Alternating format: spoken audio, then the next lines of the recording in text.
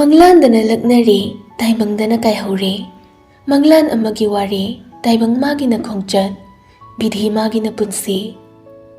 Hangla malang atiyada, maningtamna, haina humna pairiba, cheklasing, makoygi punsi asina kamdauramgani. Karigumba kanda, miyoy ba ikoyso, chekla magi punsibo kalagludaba nate. Karam na sukalagloy, makoydi maningtambani. Chatningba mafamda chatpa ngambani, tiningba mafamda itinbani, mafam ama hektada thungluba ngambani. Ahada chekla na khoise, anthok na laibak phaida. Matam kaubi mabu kanana khamba ngamluni, ngasi amuk oiramgani, hayang amuk oirakani.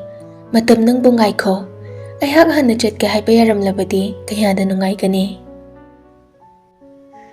Yaichen na nahan pakpi urubadagi masado karino amatawkrabani, ungaga mangaga adumaglayrabani.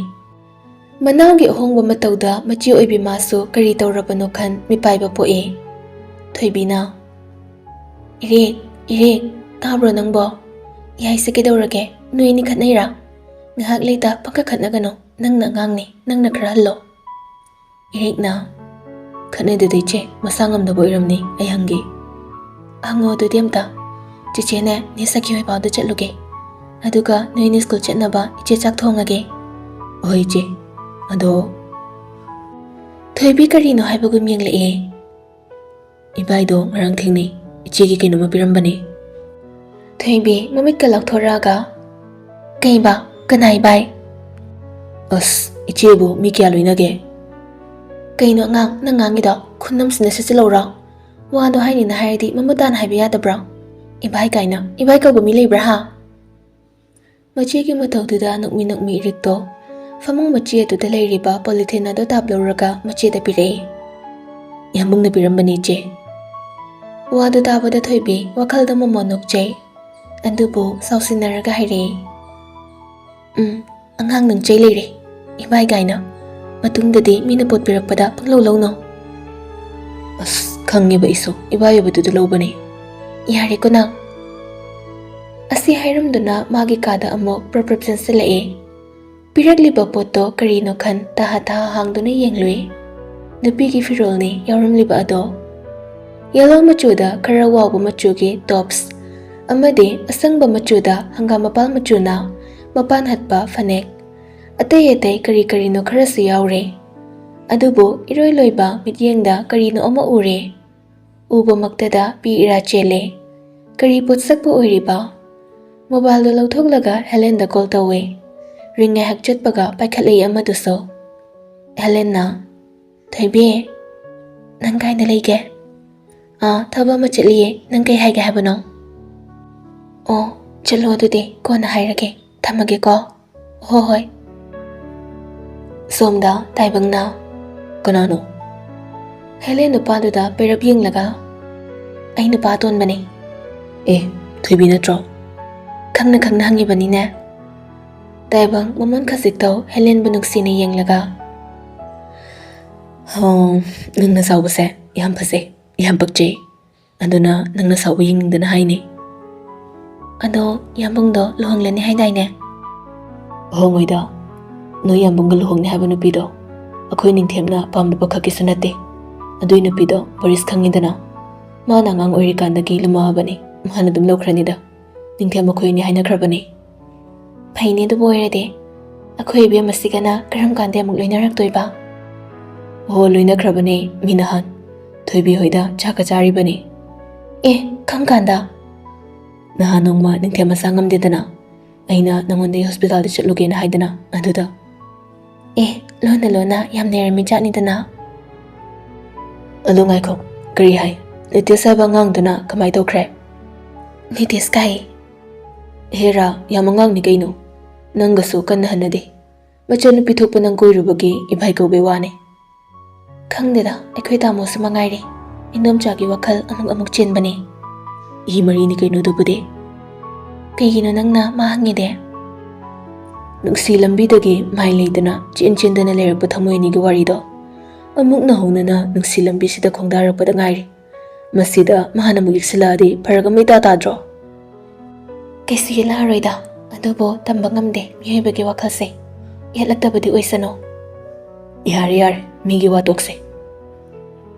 Adumna wari tawduna leiringai gari ama sitpa makai khamjilae.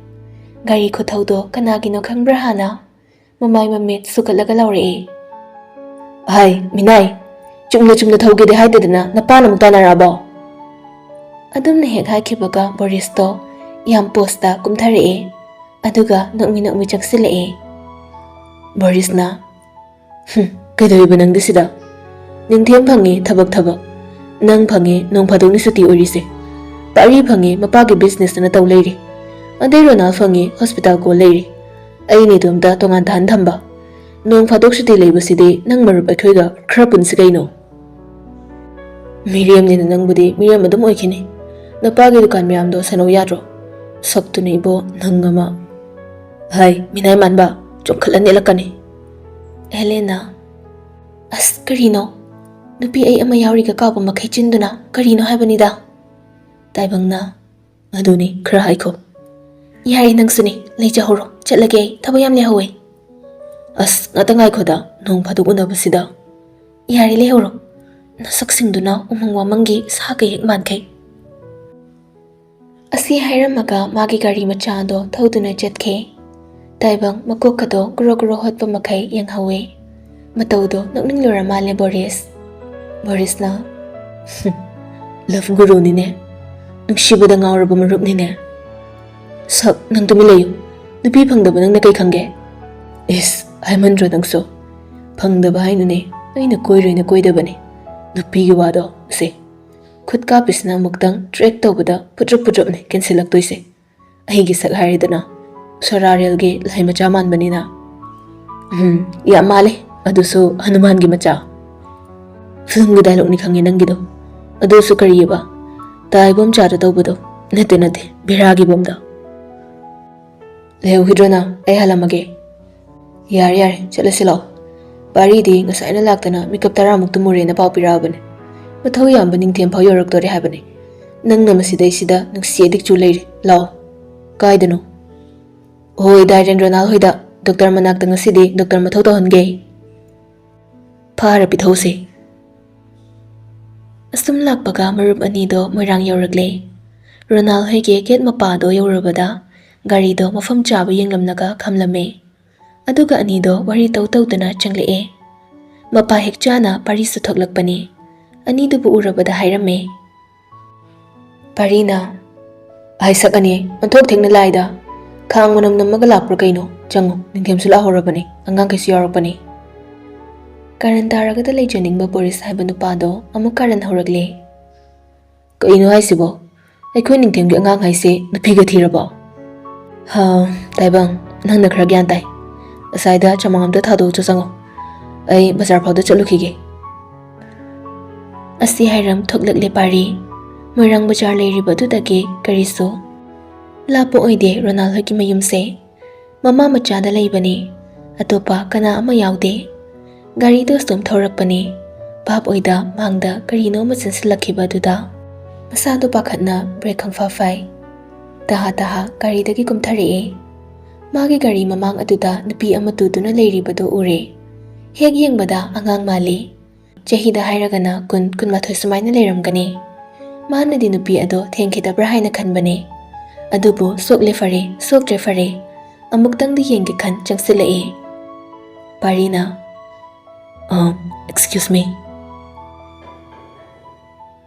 Nupi ado mamai fat on khat taha yengle masayam na nana nupa ama liplamba duda masado thakat pagum su tawi yamna nali yamna anguba machuge formal shirt ama higok machuge formal pants ama masana na setli Maithong aduso yamna changkhole mamit kharap tawi nupa se pumnamak amamamta oina yengba loirakpada nupa sina hojikta haikhiba wahi ado ningsinglakpada taha haire kaino noina rondo ikhangde foreigner nangna sida kaidorino chalo ai kisa sokte nayum hanjakro Pari ingangakna nupi aduna hairiba ado tumintai Nokningba amasu yaurabani ningthi masado hawat ke hotnei ꯑꯗꯨꯕꯨ ꯇꯨꯁꯤꯟꯈꯤꯕ ꯑꯗꯨꯗ ꯃꯈꯣꯡ ꯑꯗꯣ ꯈꯔ ꯈꯖꯤꯛ ꯈꯨꯕꯥꯠ ꯈꯔ ꯃꯥꯜꯂꯦ ꯃꯗꯣꯝ ꯍꯧꯒꯠꯄ ꯉꯝꯖꯗ꯭ꯔꯦ ꯃꯇꯧꯗꯨꯗ ꯑꯃꯨꯛꯁꯨ ꯍꯥꯏꯔꯨꯏ ꯄꯥꯔꯤ Can I help you? ꯅꯤꯡꯊꯤ ꯃꯈꯣꯡꯅꯒ ꯅꯥꯕꯅꯦ ꯅꯥꯞꯄꯗ ꯇꯥꯔꯤꯕ ꯋꯥꯍꯩ ꯑꯗꯨꯅꯒ ꯀꯔꯤ ꯍꯥꯏꯔꯤꯅꯣ ꯈꯪꯗꯕꯅꯦ ꯐꯨꯛ ꯍꯧꯒꯠ ꯁꯥꯎꯅ ꯍꯥꯏꯔꯛꯏ ꯃꯍꯥꯁ꯭ꯋꯥꯏ ꯅꯔꯣꯟ ꯏꯔꯣꯟ ꯊꯥꯏꯃꯥꯏ ꯍꯥꯏꯁꯤꯅꯤ ꯏꯪꯒ꯭ꯔꯥꯖꯤꯗꯣ ꯅꯣꯏ ꯑꯥꯗ ꯂꯣꯜꯂꯨꯔꯣ ꯑꯩꯗꯤ ꯈꯪꯖꯗ꯭ꯔꯦ ꯑꯁꯤ ꯍꯥꯏꯗꯨꯅ ꯆꯠꯄ ꯍꯧꯒꯦ ꯇꯧꯏ ꯑꯗꯨꯕꯨ ꯄꯥꯔꯤ ꯃꯃꯥꯡꯗ ꯐꯠ ꯂꯦꯞꯁꯤꯟ ꯑꯩ ꯊꯤꯜꯂꯝꯃꯒꯦ ꯅꯈꯣꯡꯗꯣ ꯌꯥꯝ ꯅꯥꯔꯒꯅ ꯍꯣꯁꯄꯤꯇꯥꯜ ꯐꯥꯎꯕꯗꯪ ꯆꯠꯂꯨꯁꯦ ꯋꯥꯍꯩ ꯑꯗꯨꯗ ꯉꯛꯄꯗꯒꯤ ꯉꯛꯄꯅ ꯃꯤꯠꯌꯦꯡ ꯋꯥꯍꯩ ꯑꯗꯨꯗ ꯉꯛꯄꯗꯒꯤ ꯉꯛꯄꯅ ꯃꯤꯠꯌꯦꯡ ꯑꯗꯨꯅ ꯌꯦꯡꯂꯛꯏ ꯑꯩ ꯄꯥꯔꯤ ꯅꯪ ꯃꯩꯇꯩ ꯃꯆꯥꯔꯣ ꯄꯥꯔꯤ ꯍꯣꯏ ꯍꯥꯏꯕꯒꯨꯝ ꯃꯀꯣꯛ ꯅꯣꯝꯃꯤ ꯅꯤꯡꯊꯤ ꯃꯥꯅ ꯍꯥꯏꯈꯤꯕ ꯋꯥ ꯃꯌꯥꯝ ꯑꯗꯨꯒ ꯅꯨꯄꯥ ꯑꯁꯤꯅ ꯇꯧꯔꯛꯂꯤꯕ ꯃꯑꯣꯡꯁꯤꯒ ꯏꯀꯥꯏꯕꯅ ꯁꯤꯒꯗꯧꯔꯦ ꯄꯥꯔꯤ ꯑꯃꯨꯛꯁꯨ ꯍꯟꯅ ꯍꯥꯏꯔꯛꯏ ꯍꯣꯁꯄꯤꯇꯥꯜ ꯐꯥꯎꯕꯗꯪ ꯆꯠꯂꯨꯔꯁꯤ ꯋꯥꯈꯜ ꯆꯝꯅꯕ ꯌꯥꯔꯅꯤ ꯑꯩ ꯀꯩꯁꯨ ꯇꯧꯗꯦ ꯅꯪꯒꯤ ꯒꯥꯔꯤꯅ ꯊꯣꯝꯕꯁꯨ ꯅꯠꯇꯅ ꯑꯩꯅ ꯁꯣꯏꯕꯅꯤ ꯑꯩ ꯁꯦꯜꯁꯨ ꯂꯩꯇꯦ ꯅꯣꯏꯗꯧꯅ ꯈꯔ ꯇꯥꯡꯕ ꯊꯧꯕꯤꯁꯨ ꯅꯠꯇꯦ ꯑꯩꯕꯨ ꯅꯪꯉꯣꯟꯗ ꯅꯪꯅ ꯁꯦꯜ ꯄꯨꯊꯣꯛꯑꯣ ꯍꯥꯏꯈꯤꯕ꯭ꯔꯥꯅꯦ ꯅꯪ ꯏꯝꯐꯥꯜ ꯃꯆꯥ ꯅꯠꯇꯕ꯭ꯔꯥ ꯀꯩꯒꯤꯅꯣ ꯅꯪꯅ ꯑꯗꯨ ꯍꯪꯉꯤꯗꯦ ꯏꯝꯐꯥꯜ ꯃꯆꯥꯗꯤ ꯃꯤꯉꯣꯟꯗ ꯐ꯭ꯔꯤꯗ ꯀꯩꯁꯨ ꯇꯧꯗꯦ ꯍꯥꯏ ꯑꯗꯣ ꯅꯪꯗꯤ ꯁꯦꯜ ꯅꯪꯅ ꯄꯨꯊꯣꯛꯅꯤ ꯍꯥꯏ ꯑꯗꯨꯗ ꯍꯪꯕꯅꯤ ꯅꯪꯗꯤ ꯃꯁꯛꯁꯨ ꯌꯥꯝꯅ ꯐꯖꯩ ꯉꯥꯡꯅꯤꯡꯕꯗ ꯉꯥꯡꯂꯤꯕ ꯃꯇꯧꯗꯣ ꯅꯨꯡꯁꯤꯔꯨꯔ ꯃꯥꯜꯂꯦ ꯄꯥꯔꯤ ꯅꯣꯛꯃꯤ ꯌꯦꯡꯉꯤ ꯅꯪꯒꯤ ꯃꯤꯡꯅ ꯀꯩ ꯀꯧꯕ ꯅꯤꯡꯊꯤꯕꯤ ꯀꯧꯋꯦ ꯑꯣ ꯀ꯭ꯂꯥꯁꯅ ꯀꯌꯥ ꯀꯥꯔꯕ ꯆꯍꯤꯅ ꯀꯌꯥ ꯁꯨꯔꯕ ꯑꯩꯗꯤ ꯂꯥꯏꯔꯤꯛ ꯇꯝꯃꯛꯇꯦ ꯆꯍꯤꯕꯨꯗꯤ 12 ꯁꯨꯗꯣꯔꯦ ꯗꯦꯠ 20ꯗ ꯑꯗꯣ ꯑꯩ ꯆꯠꯂꯒꯦ ꯅꯪꯁꯨ ꯂꯩꯖꯍꯧꯔꯣ ꯉꯥꯏꯈꯣ ꯑꯆꯥꯄꯣꯠ ꯂꯩꯕꯤꯒꯦ ꯍꯣꯁꯄꯤꯇꯥꯜ ꯆꯠꯁꯤꯁꯨ ꯅꯪꯅ ꯌꯥꯗꯦ ꯌꯥꯔꯅꯤ ꯏꯇꯣꯝ ꯂꯩ ꯆꯥꯕ ꯉꯝꯗ꯭ꯔꯒ ꯑꯃꯨꯛ ꯐꯠꯇꯅ ꯃꯥꯡꯅꯕꯅꯤ ꯄꯥꯔꯤ ꯉꯛꯅ ꯀꯩꯅꯣ ꯃꯃꯥ ꯕꯕꯥꯅ ꯀꯥꯏ ꯆꯠꯈ꯭ꯔꯕ ꯅꯤꯡꯊꯤ ꯀꯔꯤꯁꯨ ꯇꯧꯗꯕ ꯁꯛꯐꯝ ꯑꯃꯗ ꯑꯗꯨꯝ ꯏꯇꯤꯡ ꯇꯤꯡꯅ ꯍꯥꯏꯔꯛꯏ ꯂꯩꯈꯤꯗ꯭ꯔꯦꯗ ꯗꯗꯥ ꯑꯃꯗꯤ ꯂꯩ ꯑꯗꯣ ꯃꯥꯗꯤ ꯏꯅꯝꯃꯅ ꯑꯗꯨꯝ ꯄꯨꯔꯒ ꯆꯠꯈ꯭ꯔꯦ ꯃꯄꯥꯟ ꯂꯝꯗ ꯑꯗꯨꯅ ꯑꯩ ꯏꯇꯣꯝ ꯂꯩ ꯑꯣ ꯅꯇꯣꯝ ꯂꯩꯔꯤꯗꯣ ꯀꯤꯗ꯭ꯔꯣ ꯅꯪꯕꯣ ꯍꯥꯟꯅꯗꯤ ꯌꯥꯝ ꯀꯤꯔꯝꯃꯦ ꯑꯗꯣ ꯍꯧꯖꯤꯛꯇꯤ ꯃꯋꯥ ꯀꯅꯥꯝ ꯂꯧꯗ꯭ꯔꯦꯗ ꯂꯥꯟꯅꯗꯤ ꯂꯧꯅꯨ ꯅꯪꯒꯤ ꯐꯣꯟ ꯅꯝꯕꯔ ꯄꯤꯔꯝꯒꯦꯔꯥ ꯑꯩꯗꯤ ꯐꯣꯟ ꯄꯥꯏꯗꯤꯌꯦ ꯍꯧꯖꯤꯛ ꯃꯇꯝꯗꯕꯣ ꯑꯁ ꯅꯪ ꯄꯨꯂꯤꯁ ꯑꯣꯏꯕ꯭ꯔꯥ ꯀꯩ ꯍꯥꯏꯕꯗꯨꯅ ꯀꯩꯁꯨ ꯅꯠꯇꯦ ꯄꯨꯂꯤꯁꯇꯤ ꯋꯥꯍꯪ ꯖꯥꯠ ꯍꯪꯉꯦ ꯍꯥꯏ ꯑꯗꯨꯗ ꯁꯨꯝ ꯍꯥꯏꯕꯅꯤ ꯑꯣꯏꯗꯦ ꯄꯨꯂꯤꯁꯀ ꯑꯣꯏꯕ ꯉꯝꯕ ꯃꯤꯊꯥ ꯅꯠꯇꯦ ꯑꯩ ꯑꯗꯣ ꯗꯗꯥ ꯀꯩꯅꯣꯝ ꯍꯥꯏꯒꯦ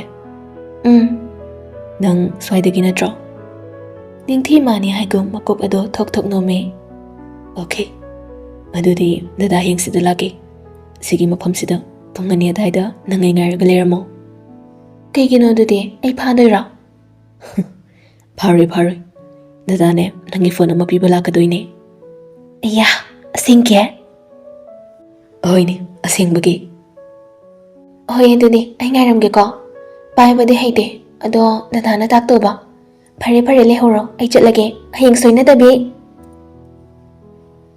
ꯑꯁꯤꯈꯛ ꯍꯥꯏꯔꯝ ꯃꯈꯣꯡ ꯑꯁꯣꯛꯄꯗꯨꯒ ꯁꯨꯒꯠꯇꯅ ꯆꯠꯈ꯭ꯔꯦ ꯄꯥꯔꯤ ꯃꯗꯣꯝ ꯋꯥꯈꯜꯗ ꯈꯟꯖꯩ ꯀꯩꯅꯣ ꯑꯩꯅ ꯉꯁꯤ ꯇꯧꯔꯤꯁꯤꯅ ꯉꯁꯤꯈꯛ ꯊꯦꯡꯅꯕꯤ ꯅꯨꯄꯤ ꯃꯆꯥꯁꯤꯗ ꯑꯩꯅ ꯈꯜꯂꯤꯁꯦ ꯀꯩꯅꯣ ꯂꯚ ꯑꯦꯠ ꯐꯥꯔꯁ ꯁꯥꯏꯠ ꯀꯥꯏꯗꯣ ꯑꯣꯏꯗꯣꯏ ꯖꯥꯠꯂꯥ ꯃꯁꯛꯁꯤꯁꯨ ꯌꯥꯝ ꯅꯨꯡꯁꯤ ꯇꯧꯔꯤꯁꯦ ꯊꯃꯣꯏꯒꯁꯦ ꯏꯂꯦꯛꯇ꯭ꯔꯤꯛ ꯁꯣꯛ ꯇꯧꯕꯗꯧꯅ ꯐꯥꯎꯋꯦ ꯃꯊꯟꯗ ꯑꯃꯨꯛꯁꯨ ꯅꯣꯛꯏ ꯑꯗꯨꯝꯅ ꯉꯥꯏꯍꯥꯛ ꯂꯩꯔꯝꯂꯒ ꯒꯥꯔꯤ ꯀꯥꯈꯠꯇꯨꯅ ꯊꯧꯈ꯭ꯔꯦ ꯁꯨꯝꯅ ꯉꯥꯟꯕ ꯃꯌꯥꯝ ꯂꯩꯔꯤꯕ ꯑꯗꯨꯗꯒꯤ ꯈꯔ ꯂꯥꯞꯊꯣꯛꯂꯒ ꯆꯤꯌꯔ ꯑꯃꯗ ꯇꯞꯅ ꯐꯝꯊꯩ ꯃꯥꯒꯤ ꯑꯉꯥꯡꯁꯤꯡ ꯑꯃꯗꯤ ꯃꯇꯥꯎꯁꯤꯡꯒꯅ ꯀꯔꯤꯅꯣ ꯀꯟꯅ ꯁꯤꯟ ꯂꯥꯡꯉꯤ ꯉꯥꯏꯍꯥꯛ ꯑꯁꯨꯝ ꯇꯨꯃꯤꯟ ꯐꯝꯂꯝꯕꯗꯒꯤ ꯄꯣꯀꯦꯠꯇ ꯌꯥꯎꯔꯤꯕ ꯐꯣꯟ ꯑꯗꯣ ꯂꯧꯊꯣꯛꯂꯒ ꯀꯣꯟꯇꯦꯛ ꯂꯤꯁꯇ ꯆꯪꯂꯒ ꯁꯅꯥ ꯍꯥꯏꯅ ꯁꯦꯞ ꯇꯧꯔꯤꯕ ꯅꯝꯕꯔ ꯑꯗꯨꯗ ꯀꯣꯜ ꯇꯧꯁꯤꯜꯂꯤ ꯑꯍꯥꯟꯕ ꯇꯧꯕ ꯑꯗꯣ ꯄꯥꯏꯔꯛꯇꯦ ꯑꯃꯨꯛꯁꯨ ꯍꯟꯅ ꯇꯧꯁꯤꯜꯂꯤ ꯍꯟꯗꯛꯃꯨꯛꯇꯤ ꯄꯥꯏꯈꯠꯂꯛꯏ ꯍꯥꯟꯅꯒꯨꯝ ꯀꯔꯤꯁꯨ ꯇꯧꯗ ꯀꯧꯔꯛꯏ ꯌꯥꯝꯕꯣꯡ ꯉꯥꯟꯕ ꯃꯃꯤꯠ ꯇꯞꯅ ꯎꯏꯁꯤꯜꯂꯤ ꯃꯥꯅ ꯈꯜꯂꯨꯕꯅ ꯆꯩꯔꯛꯀꯗ꯭ꯔꯥ ꯍꯥꯟꯅꯒꯨꯝ ꯃꯥꯕꯨ ꯁꯥꯎꯗꯨꯅ ꯀꯔꯤꯒꯤ ꯀꯣꯜ ꯇꯧꯔꯛꯂꯤ ꯍꯥꯏꯗꯨꯅ ꯃꯥꯕꯨ ꯇꯊꯤ ꯆꯩꯕꯤꯔꯛꯀꯗ꯭ꯔꯥ ꯈꯜꯂꯨꯕꯅꯤ ꯃꯗꯨꯒꯤ ꯑꯣꯟꯅ ꯇꯩꯅꯕꯗ ꯇꯧꯔꯛꯂꯤꯕ Nupi magi mawong ado nganba mapukning nungsibagumsu tawe. Haifam khangdaba ihul kaya amasu phawe. Thoibina, Yambung, tabro? Hanjinna kaurakpani.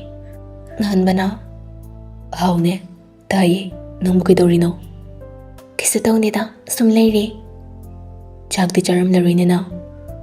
Thoibina minuk mitauna. Chadre. Angangani budi chakre. Yambung di charaba. Nangna chajaga, aina kamdongna chagani. Aisu chadre. Charoi. Adudi, ay thamage. Yambung tumnaba tauro. Aibo. Pung kaya daragi ni sana. Nipan dagadawre. Sidabu nang naitumlo hairibani ne. Nganda tumba hinaba minate khange. Adubo hainingai leitaduna hairubani nupi maso. Sana. Thoibi sana. Nasasohan gano. Chaba takpa chang nayo. Anda Yambong. Hayo karino. Nang nahiningba makai loy na hayo. Thoibi fanait hairakte. Matam lawe nupa maso nupi asigi mawong khangbana. Ay ngaire. Khangde Yambong. Ay khangde. Kari hairaga aingonda phauribase haido kani tamthokani haiba ay khangde. Nanga sumna wari sabase ay pakhatpa mipaiba phawbugum tawi. Nanga sumna naksinabase ay ke.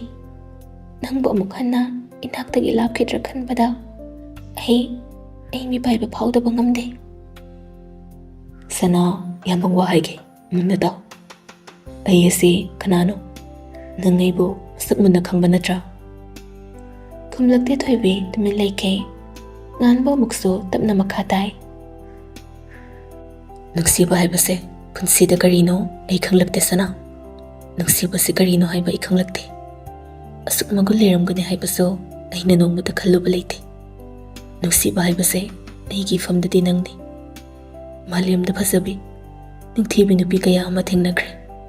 Ingtapi thawna leibi pukchil chawbi kaya amasu thengnakre. Adubu mayamdo aina hanna yengluba leite. Mado kaigino khanglabra. Adugumlabi nupising aduda amamamta cheliba magun mayamado. Adubu pulap punsin na yawribi nangba thengnakibanani. Nangmundagi henba amamuk leitabani. Nangbu kaidaw nungda inaktagi lapna thamdi sana. Nangna aina nangbu inaktagi lapna thamni haina khalliba ado yam lali. Yambong na nangbu kaidaw nungda thadoglay. Asuk nugsibi nangbo inaktagi karam lapna thamgani. Malay masina ufunta na mangkrabaso. Yambong na nangbudi adum nugsigani. Wahi adubu tarabada Thoibi maithong mamonay. Hokiba matamda mana wakiba mayam ado mikup khara asida kauthokpagum tawre. Ada Yambong Jimsi di. Kaibo kanaba Jimsi. Aku Jimsi kidoraba. Thoibi nganbana karisu khangdabra haiba wahang ama wakhalda mado mangjay. Kaim nate ay thamage thabak yami. Nangso phasana leiro. Good night. Nupa asina wahi ama makhataba nangda phone adu fatkakre Thoibi. Hek thamkibaga iriki ko lae. Irikna. Hello. Nganbana. Hayo. Ibai ay luni yengjare. Wakhalda ngamnabra. Khara makhaidi adum ngami. Ihenbagi matangse. Ihenba kanano muna thidokadabane. Ma kanano kadadagino haibana chingba madudi aikhoina khangbagi kanaba leite. Nganba mana nungda haininglebato gyan taba ngami ire. Hoi bai. Ado iche sa ngasidi yam haraukre. Kuiri iche na harauba udaba. Ngasidi uri. Ibai, thank you. Random oina thakhekta sajilakpa wari ni. Nganba gyana maita tade. Kay matangino. Kona khanglasi ibai aisu thamage. Asi khakta maghairam thamkre. Nganba angang aduna sanabiraga thambirame. Karigi harauribano khanbadata makuk chaigadawre. Onthokpa wakhalni mana huji khalliba ase. Nitesnaga kari amok haijinkrabano haiba wakhal ase phawba khalaklibane. Pura angang bucha amagom magi matau atubu mitkuptaba makhai yengduna leiriba marupsing amadi magi angangsing ado Khuirum noktuna yengli. Chin yauba Borisdi prap changsilai. Borisna. Karino ningthem matha yam sara malida. Kari problem lere akhoida sukhra hayudana. Nganba mathanaga matha sabane Boriski karanduda khoidau sauningna haire. Noina padu tawri. Akhoi babana kari hareino. Nganba pisum suk-sukna yenglai. Kumhai yengba yauramba bikido phone lai haiduna khara chathok paire. Hello, kaka kari lere. Asomdagi ahal napa aduna pakhatpa khonthokta. Ipumo nakhoi mukta halakna batawne. Yumse lahan tagadawre. Biki pakhatna. Kaino kaka kana kedawrage? Ibema leina lakhibani. Adudagine tawnarakliba se. Wado tabada biki korauda ingit ama tawramlaga khabaloya aniga makhoi ahum punna chenthokre. Nganba maso tawnaribasing ado uhawbana khara laptak leirambadagi changsilai. Nganbana kedawre koro. Yambong yumda irang thowa male adugi chatkibani. Nganba wa ama makha taramda khonglai thuna thokre. Korosu tung inakre. Parina. Phajarene. Borisna. Thongli thakni mayamsina karino. Taibang khon khasikan hari. Amta ngaikoi pharaksingsidi. Aikoi su ngak yushilisi lao. Ronalna fat samjilai. Maduna phani lao chenaba tawsi. Taibangna. Ima matum lehoba yagadro. Ronalna. Yani icheton lakhibani. Phari dudi lao yoshinaba tawsi. Chimsi dusu pharak yam thi tabani. Aikoi ningthem haira maching phatabada lamba leitabani. Yum kainaba soirang asi. Ronalna. Aina khaliba maram sigi oiramadabani. Taibangna. Madumakni aina khaliba sisu. Somda nganba leijabi thana speed kana netuna gari ado mayam tamna thawjilai. Yamna fingi mataw ado koraude miholga amada yawdraba phawba khalle. Mahosana yumda asigumba khana chainaba tawba ase nganba mana khwaidagi pamdaba thabak amane. Asumne hek machembene yumda laklaga imung mahilang hanba ase toimallabane. Gari dagi thuna makum tharaglaga imung lomda khongthangba hore. Imungda machimsina law-lawduna ngangliba wa mayam aduso chana tarakle. Thongjaw adugi mangda chaplep mikup amani tumin leplamlaga safu amada kawke.